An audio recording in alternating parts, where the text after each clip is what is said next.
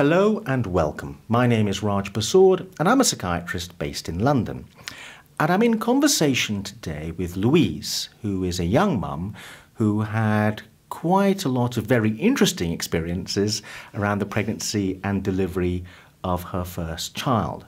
So Louise, let's start with the pregnancy, because right at the beginning there's a sense in which the pregnancy already was a bit eventful. Yeah. I was found to have, when I was at university, I was found to have endometriosis and was advised to basically have children very quickly. So I was put onto fertility treatment and eventually conceived Joe after several miscarriages, but then had Joe. And the whole pregnancy was just a kind of roller coaster, shall we say. Because of the miscarriages, which are very traumatic, and the fact that you were, in a way, getting pregnant after that sort of situation is very special. It's more stressful, it's more high stakes in a way. Yeah, quite. There was a lot of sort of false starts, things going wrong. I was hospitalised several times. And then when I was 23 weeks pregnant, I went into labour. And we got as close as having Joe's, the incubator next to me, before suddenly things settled down. And he then stayed put till his due date. So he was one of the few that are actually born on the due date. So that must have been quite scary, that event earlier on, where you thought you were about to deliver, because you were on the cusp, as it were, of viability. Is that right? Yeah, there was a discussion, because I think I was 23 plus 5 or something, and there was a discussion, but because he was a large baby, they decided, yes, they'd go ahead and try. But luckily he decided to stay put. So we get to term, and then what happens? I went in to be induced, thinking it would take days, being a first baby. Sent my husband off to work, told everybody to just carry on for a few days. And I went into labour naturally that morning, thinking I had tummy ache. And being examined, suddenly the doctor said, actually, no, you're in labour. And that was it, really. Spent the rest of the day being monitored, and then must have been about 6 o'clock in the evening, his heartbeat was up and down, and there was a sudden sense that there were a lot of doctors in the room very quickly. And then within just a space of a couple of minutes, basically, I'd signed a form on my chest and they'd dashed me upstairs to deliver Joseph. So yeah, very much a crash C-section. So it was an emergency caesarean section, and then what happened? He was delivered. He was delivered screaming the place down and sounded absolutely fine, brilliant, straight away. That was great. What I remember most, apart from hearing him cry, was that 2 of the doctors that had looked after me through the pregnancy came in and said they just wanted to get a look at this baby that had caused all this trouble. So that was his start, yeah. And what were you feeling at this time? Relief that the baby was born? I was in complete shock. I'd gone in that morning expecting to be induced, expecting it to be 2 or 3 days, and getting my head round it, and ended up with a crash C-section, a matter of hours later. I didn't realise it at the time. I thought I was fine, but looking back, I was completely in shock. So before we move on, because things get even more eventful after this moment, let's just talk about what your emotional experience had been up until this moment, because really pregnancy had not been a particularly positive experience. No. Yeah, I guess I was pretty anxious, pretty stressed. And we were quite young, so there was sort of pressures around that. And yeah, it was all a little just up in the air and a bit. And I think I had, again, looking back, I had this kind of magical idea in my head that because it had taken so long to get pregnant, that when the baby was here, everything would just be absolutely brilliant, like a storybook or something. And obviously that wasn't the case. What about the emotional support network around you at the time? What was that like? Yeah, that wasn't brilliant. My husband was finishing his degree and doing a full-time job. So he was working, extremely long hours. My family were quite a distance away. We'd moved to a new area, so I didn't know anyone. I was younger than most of my friends, so none of them had had babies yet. I was the only one with a baby. It was pretty isolated, looking back again. Yeah. So what happens next after the baby is delivered? The recovery was pretty good. The first few weeks are pretty much a blur. He was quite a tricky baby. He had colic. I just remember, typically feeling really tired. I didn't at that point realise that anything was wrong. It was a day when my husband and I took the baby for a walk. Must have been about 6 weeks after he'd been born. And my husband sort of sat me down on a bench in the park and said, I think we need to go and get some help. I don't think you're coping. And I think I was kind of numb. I was not really, I didn't see the problem. I thought I was okay. And I think at that point I did go to see the GP. And that wasn't brilliantly successful. Why not? What happened? I wasn't sleeping at all. Even when Joseph slept, I was up all night, and went to the doctors in desperation, and got told to have a nice warm milky drink and a hot bath and go home and try just to try that. And we tried all of that by that point. And other than that, he just said, "Look, you've had a baby. This is what it's like." So there's a sense in which how distressed you were was not being taken seriously. Absolutely, yeah. And did that in a way compound your distress? You'd gone for help. Well, I thought that, at that particular point in time, I'm not sure if it was stress or if I was slightly delusional, but I was convinced that Joseph wasn't going to, that I couldn't look after him, that the kind of responsibility of having him had sort of completely overwhelmed me. And I remember I got a breathing monitor to put on his cot because I was just convinced that he was going to die while I had him in my care as such. So it wasn't very logical really thinking about it. Do you think looking back it might have been helpful if your partner had gone with you to the appointment? He did. Oh, okay. Yeah, no, he did. Right. And it still didn't get taken seriously? No, absolutely not, no. Okay. You mentioned being delusional. Could you say a bit about that? That thought crossed your mind, that you were a bit delusional? I just... he would be literally in the next room in his crib, and I would be just convinced that he was going to die, just convinced that he was not going to make it, and that I wasn't capable of looking after him. Whereas in reality, I was looking after him. He was always changed, he was always fed, he was played with when I could. But I just had a sort of mental block about the fact that I could not raise this child. So what was your plan in your mind at this moment? I do remember, I hate saying this, but I do remember actually saying, I think we should put him up for adoption, or at least, I think I said as fostering. I don't think I ever said adoption. But I said, I remember saying, I just can't look after him right now. And it's not fair to him, and luckily everybody told me no.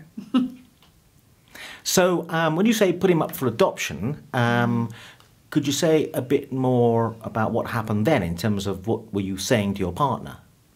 Oh, my partner obviously was completely in bits, worried sick about me, which again I didn't realise. I thought I was being pretty rational. To me it seemed obvious I couldn't cope, and the safety of the baby was paramount, and therefore it was logical to foster this baby for a little while. Give me a chance to get better and to get him what he needed. I don't really know what else he was thinking at that time. He was probably just scared to bits, I expect. So what happened next? Things came to a head, and one night, I can't exactly remember exactly what happened, but one night we had an ambulance come out. I must have been in a state. I honestly don't remember that night much. I remember being taken into the back of the ambulance with Joe, and they took me to the mother and baby unit in what used to be Rochford Hospital in Essex. And again, there basically, Joe was with me, but I was just supported in looking after him and put on medication and things. So. Did you know you were being taken to a mother and baby unit, or were you quite confused at that moment? I didn't quite... Yeah, no, I was confused. I remember now. I just had a moment. I remember them sitting me in an office and asking me what day it was and who was the Prime Minister and, you know, that kind of classic. And me thinking, wow, okay, they think I'm cracking up. This is what they do on the TV when it's in a film. But I was completely, like I said, I remember that. I was completely lucid and aware, but at the same time I was completely irrational about looking after this baby. Leading up to this moment, did anything else happen that precipitated the admission? Was there an incident? No. Do you think this was the lowest moment for you? Yeah, definitely. Yeah. Can you recall what that felt like? Desperate. Just desperate. I didn't really know what was going on. I didn't know how I was going to get out of it. And I was worried sick about the baby still. And I just remember being desperate for someone to help. Yeah. Sometimes when people are feeling this low and despairing, they feel like not carrying on. They feel like doing away with themselves. Did that thought cross your mind? Not for me, no. For me, I'd had the baby. I was sticking around, but I just didn't quite know how I was going to get there. No, I never... Like I say, in some ways it was odd, because I was weirdly logical. But no, that didn't, not for me. Did you take any steps, given you were very concerned that the baby wasn't going to make it with you around? Did you take any steps to follow through on any action plan you'd hatched with this quite strange thinking? You mean... Did you ring adoption agencies or? No. My mum and my partner, as soon as I mentioned it, immediately just said, no way, absolutely no way. And that may have been actually what precipitated the hospital's involvement, because I think they realised at that point, no, I was really not doing well. But it seems like when you first went to the doctor, the attempt first to get help was rebuffed. So was it the case that up until the hospital admission, you still weren't getting much medical help, and then all of a sudden it kicked in? There was a crisis, and you had a massive amount of help in terms of an intervention, which led to a hospital admission. Is that the pattern? That is. My husband actually complained about the GP, and the head of the practice got back to us. And saw me himself and gave me some sleeping pills. And so I think at that point I was probably flagged up. And then, so hence, when things got a bit worse again, it was sort of the cavalry came in. But you had to campaign in a way for help. Yeah. Your husband did anyway. Yeah, Neil did, definitely. Yeah. Okay. It's interesting, if you were alone without your husband, what would have happened? Yeah. I met a friend actually at the time, who's still a friend now. We met in a Post Natal Depression workshop like a few months later. And she was on her own. And I heard her say some pretty bleak things. She had 2 children as well. She had the postpartum depression with her second, so she already had a 1-year-old, and she was on her own with both of them. So, she had a tough time. So explain what a mother and baby unit is, because it's an unusual idea. It was basically a little unit. I think there were about 4 beds, there wasn't many, and a nursery attached onto the mental health unit. And I had a room, and then Joe was in a room across the hall, which had like a glass ceiling, so I could see him constantly all the time. And I had a key to the room, and the nurses all had a key to the room, obviously. But they basically focused on, they got me on some stronger meds, made me go to sleep each night at 8 o'clock, gave me medication, so I slept every night. And the nurses would look after the baby. And during the day, they'd encourage me to go and have bubble baths and sit and play with him, and then, just take some time out reading. I did a lot of reading. Just basically take a step back, I think. And my husband would come in the evenings, and then eventually that progressed to me leaving the unit for little bits of time on my own, and then eventually for day visits home with Joe. So, yeah. You began to feel better when you were in the unit? Yeah. Yeah, I felt like I could kind of calm down because they were there and they were supporting me. There was a network around me, I guess. So I knew that if I didn't get up or couldn't get up, somebody would care for him. So I kind of, the stress levels went down dramatically. Did you have any medication at that time? Yes. I was on, I think it was amitriptyline at the time, so I was quite heavily doped up. So amitriptyline is an antidepressant. Why did they choose that one? Do you happen to know? Because it's quite an old antidepressant. No idea. Nothing wrong with that, Yeah. but... No, I've no idea. That was just, I think it was really just the first one they tried. Okay. Do you happen to know what dose you were on? Oh my goodness. No, but it was pretty high. Okay. Did you get any side effects? No, which was unusual. Okay. I gather with amitriptyline, but the only thing I do remember is my head would get foggy sometimes. Yeah. But they reduced the dosage when that started happening. What do you think about the fact that you took an antidepressant? Do you think that was a good idea looking back, or Yeah. you'd rather you didn't take one? No, absolutely. I think it was a good idea. I think it gave me the headspace to heal a bit and to see the situation for what it was. Do you have any sense of how it worked? Do you have any sense of feeling it kicking in? And I mean, some people describe the effect of an antidepressant as like looking at the world through double glazing, in the sense that stuff happens out there, but it doesn't get to us as much. They're slightly more indifferent to events that would have really got them quite worked up in the past. But that's not a universal description, but it's one description. No, I think I felt more like I just relaxed a bit.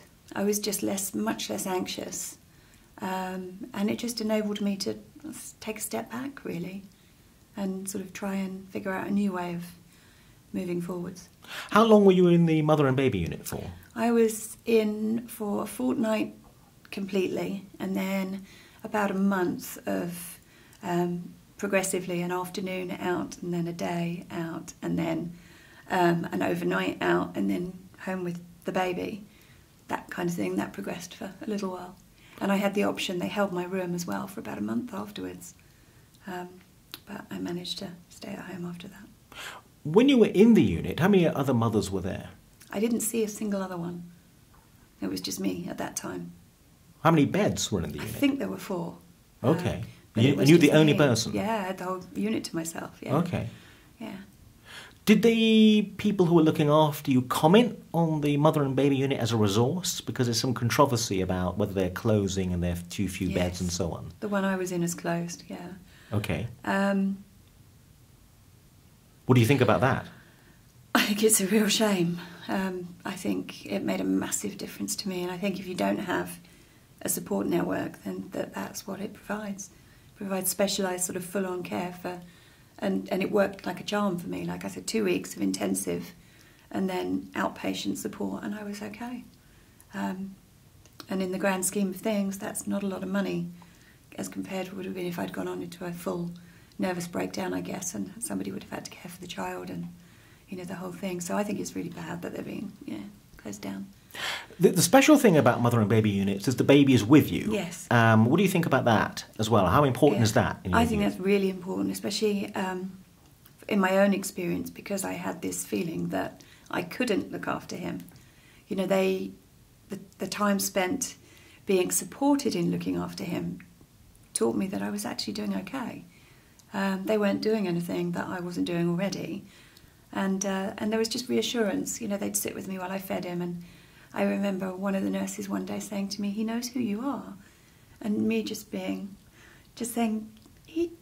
"What do you mean? Of course he doesn't know who I am." And she said, "You haven't noticed it, but when you come into the room, his eyes light up." And it was that kind of, positive sort of input that I just didn't have. I hadn't seen that he did that, and things like that, really helped. Do you think, in a sense, that's also part of the therapy? That was therapeutic? Yeah, definitely. Because in a way you'd suffered a loss of confidence as a mum. Yeah. And the unit helped rebuild that, is that right? Absolutely, yeah. Yeah. So in other words, if you'd been removed from the baby, it would have been more difficult to rebuild your confidence. Yeah, I've thought about that a few times actually and think I don't quite know. It definitely would have taken a lot longer. And I think I'd always feel that I'd missed out. I mean, I kind of do feel that I missed out in a way, but realistically, I was with him all the time. And I do think that's important, yeah. What's happened since? when I started coming home, there was an amazing midwife who I met who specialised in postnatal depression, and she saw me once on the ward and then gave me her mobile number. And there were a few times that I called her when I just didn't know what to do, and she always turned up, and she was just completely amazing. She arranged for me to have some Home Start volunteers. So I had 2 women, a different one every morning, would come in from 9 till 12, because Neil was leaving at sort of 6:30 in the morning or something insane. And they would come in and basically just help me get the baby up, get him dressed, change his cot, do the washing, just encourage me to keep going. And when I was having a bad morning, then they'd literally just take over and keep talking to me. And as I got better, we talked through some scenarios, like I wanted to get used to taking him to the park and have the confidence to do that. And I wanted to take him on the bus, and so they literally just supported me and came with me. I think I had them for about 6 months. And again, they were worth their weight in gold. My husband, by the time they left, it was only a few hours till my husband came home. So it kind of broke up the day, and yeah. What about the Association for Postnatal Illness and your contact with them? Yep, that was part of it as well. Through the midwife, she said there's this association, you should give them a call. And I did, and I had a telephone volunteer whose name was Laura, who I think her little boy was about 3 at the time, so she was a couple of years ahead of me. And she just understood, and she'd just call, and I had her number, I could call her. But I think it was a Wednesday. We just spoke every Wednesday. And she just told me all about her experience, how it had been for her, which sounded pretty similar, and about where she was now, which was with a 3-year-old racing around, and I could hear him in the background.